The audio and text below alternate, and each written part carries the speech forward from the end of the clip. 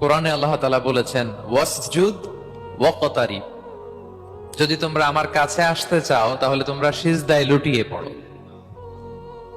তাহলে ফর্মুলা পেয়ে গেছি না? আল্লাহর কাছে যেতে হলে সিজদায় লুটিয়ে পড়তে হবে। আপনি সিজদায় চলে গেলেন তো আল্লাহর কাছে চলে গেলেন। আপনি যখন সিজদা দেন মনে হয় যে আপনি কার্পেটের উপর সিজদা দিয়েছেন, মনে হয় জায়নামাজে সিজদা দিয়েছেন, মনে হয় মসজিদের টাইলসে সিজদা দিয়েছেন, কিন্তু আসলে আপনার সিজদাটা আল্লাহর কুদরতি পায়ের উপরে গিয়ে পড়েছে। ওয়াসজুদ ওয়াকতারিব, আল্লাহ বললেন সিজদা দাও, সিজদায় লুটিয়ে পড়ো, আমার কাছে চলে আসো।